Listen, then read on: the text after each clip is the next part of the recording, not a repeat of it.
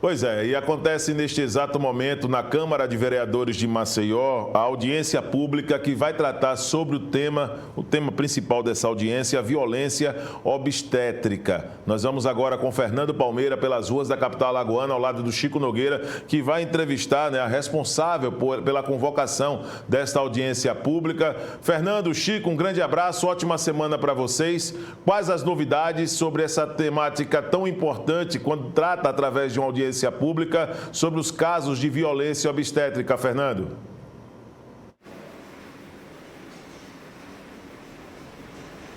É isso mesmo, Videlão, um abraço, bom dia para todos, bom dia para a nossa equipe, para quem nos assiste. Como se não bastasse a onda de violência contra a mulher em todos os sentidos, em todos os quadrantes, dentro do lar, no trabalho, também a violência obstétrica é algo realmente preocupante e que fez com que a vereadora Olívia Teixeira, ao lado de representantes do Ministério Público, como no caso da doutora Lídia Malta, e as mulheres estão presentes aqui para debater, para discutir e dizer não a esse tipo de violência também contra as mulheres. Vereadora Olívia, parabéns pela iniciativa e nos fale como é que está sendo esse debate e essa preocupação para erradicar de vez mais esse tipo de violência contra a mulher. Obrigada, Fernando. Infelizmente, ser mulher não é fácil, no Brasil. Inclusive na hora do parto, na hora que a gente está gerando uma vida, na hora que a gente está fazendo com que a nossa espécie perpetue até nesse momento, que era para ser mágico, que era para ser único. Infelizmente, as mulheres também sofrem violência.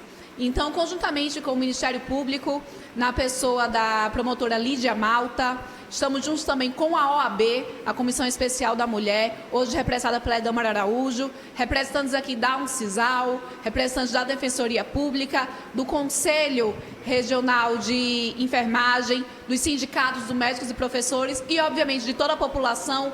A gente decidiu fazer essa audiência pública para discutir, para levantar o tema, para explicar, finalmente, o que é a violência obstétrica.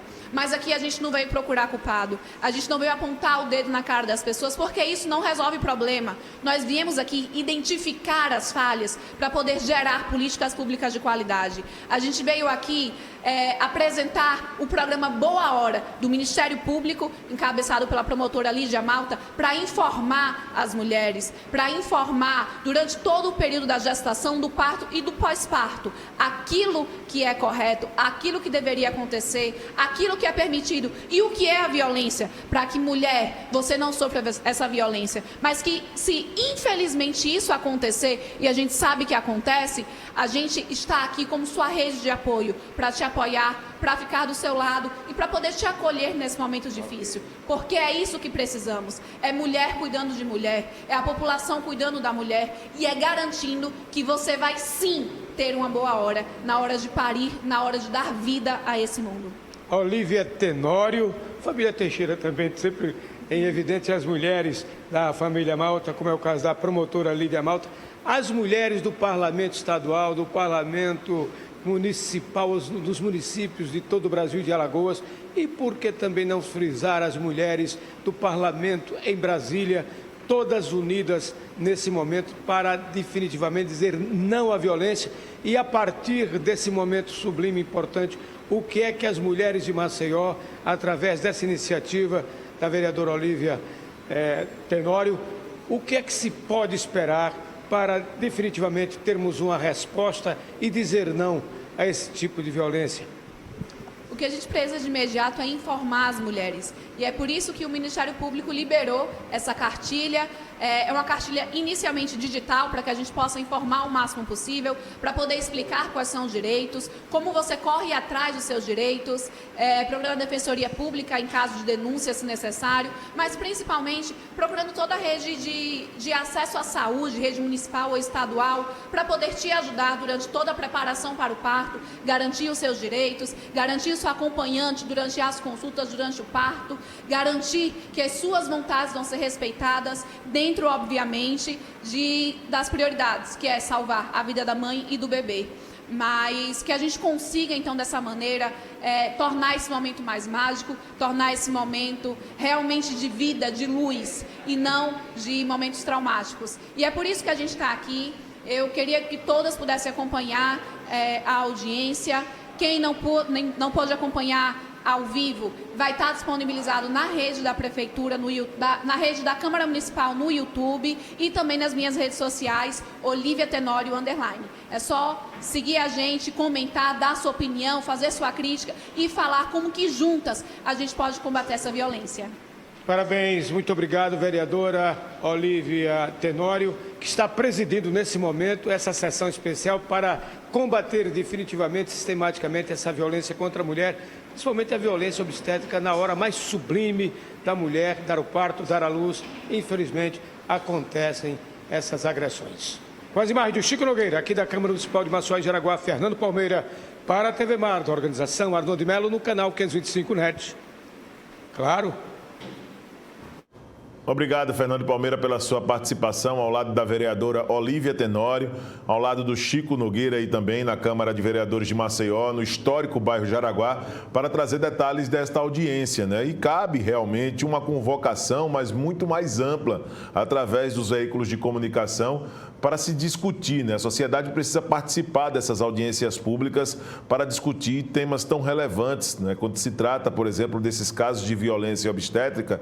E aqui ao meu lado, o Juliano Pessoa falava, olha, isso aí é um tema importante, mas a convocação da Câmara de Vereadores, ela também deve ser mais abrangente, para também tentar trazer, né, outros atores para poder participar dessas audiências públicas, porque fica muito difícil, né, tentar uma convocação da sociedade, mas com pouca divulgação. Precisa realmente de uma divulgação mais ampla. O Juliano, tenho certeza que se soubesse, estaria lá para poder acompanhar também, até porque isso é uma área que ele trata de muitos assuntos, principalmente quando se fala da esfera legal, né, por lei, né, estabelecida por lei.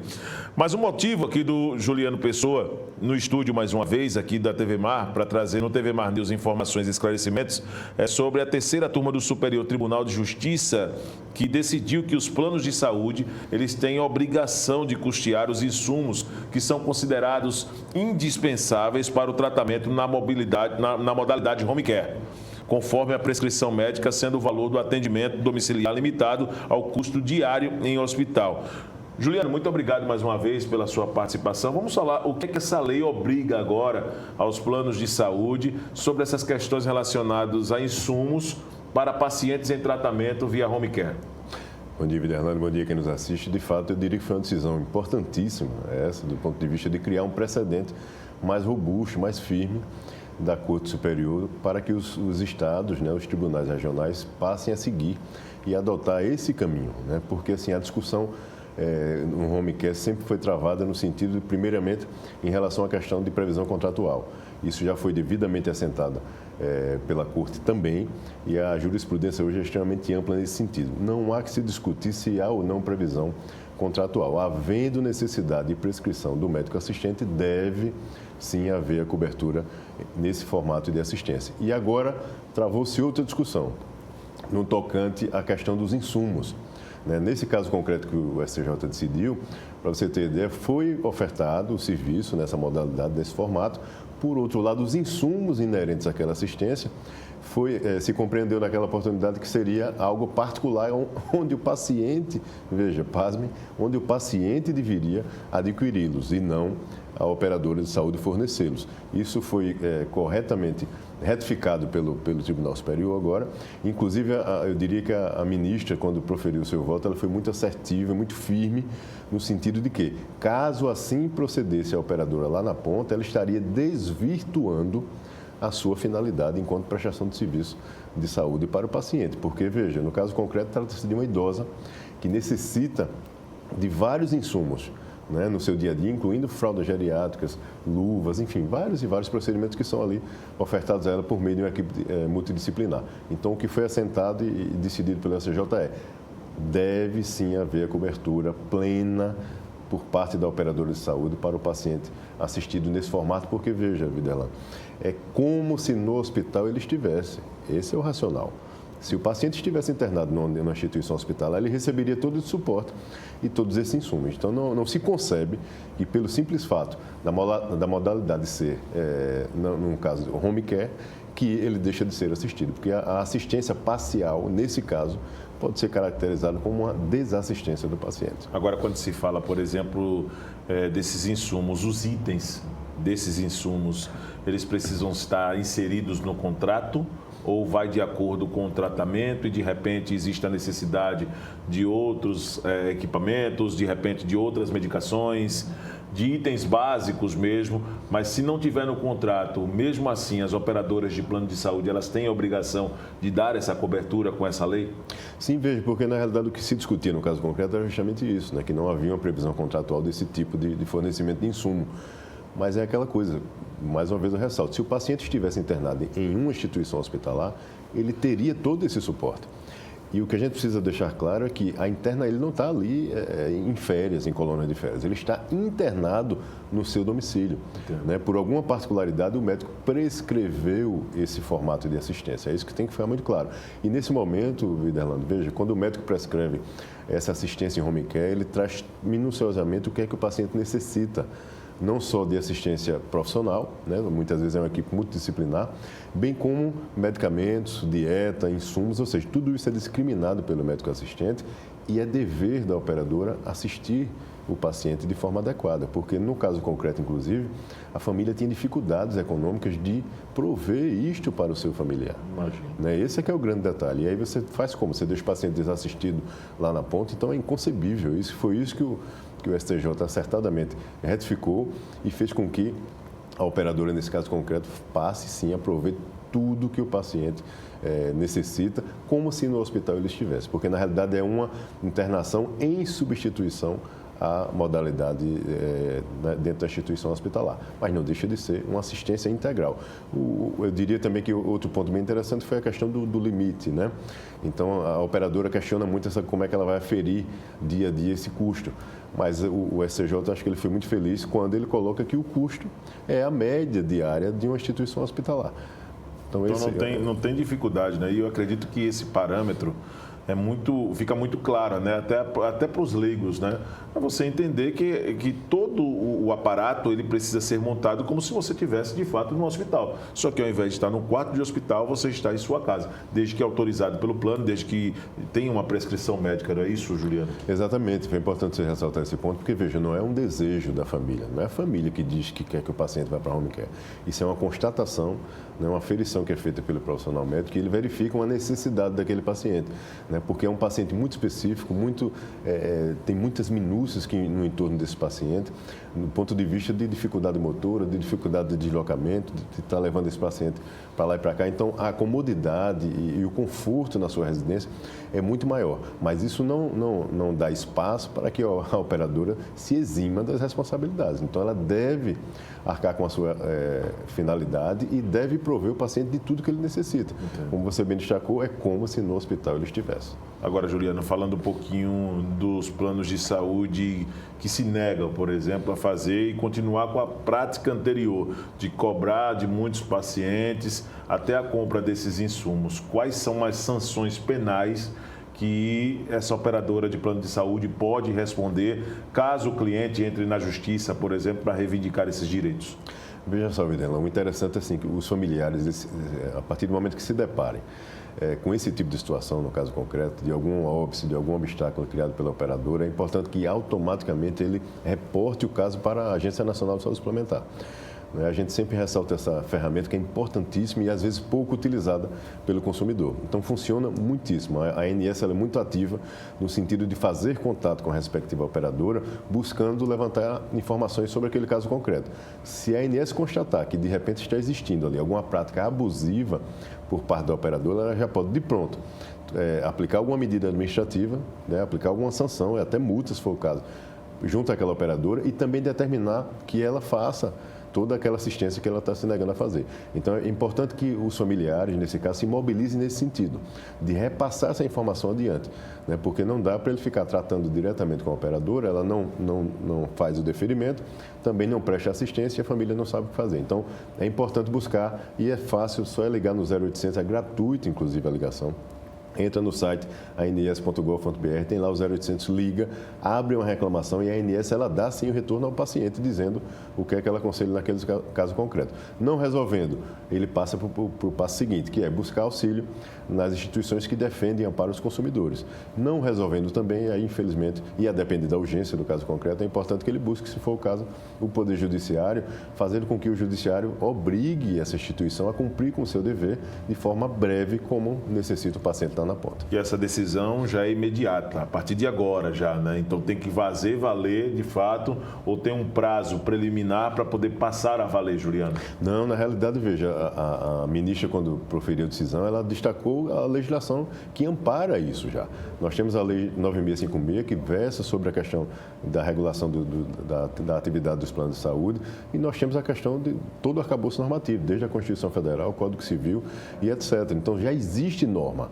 O que não estava existindo era o cumprimento dessa norma. Entendo. E o STJ agora deixou isso muito bem firmado, no sentido de que não há o que discutir nesses casos. Deve haver a cobertura plena, conforme a prescrição do médico assistente. Sim. É o médico ali que está assistindo o paciente diretamente, que é o senhor do tratamento. Ele é que sabe a necessidade real daquele paciente, não é o diretor da operadora, não é qualquer auditor que chega aí no meio dessa situação. É o médico que está assistindo o paciente. Havendo a prescrição, havendo a necessidade, deve ter sim a cobertura plena. Tem algum perfil já, inclusive, definido aqui em Alagoas dos pacientes que muitas vezes recorrem, né, que tem, através dessa prescrição médica, a necessidade de levar o home care mesmo para poder fazer parte desse tratamento? São pessoas idosas, são adolescentes, tem esse perfil, esse estudo? Não, muitas vezes você tem deficientes físicos, né? Você tem idosos, assim, em grande maioria, sim, pessoas com moléstias graves, né? Com doença grave, né? Paciente com câncer. Então, ou seja, são pacientes que já estão da metade do caminho para lá, né? Então, ou seja, eles necessitam de todo um aparato, de toda uma assistência, e é um paciente que é extremamente dolorido para ele, muitas vezes, esse deslocamento, né? Bem como o ambiente hospitalar também, porque para a família é muito complexo essa demora, né? O paciente passar meses dentro de uma instituição hospitalar. Então, quando ele consegue ser estabilizado e ter a possibilidade de estar no conforto do seu lar, com os seus entes queridos ali e recebendo toda a assistência, é aí nesse momento que se verifica a possibilidade de socorrer e o médico faz a prescrição.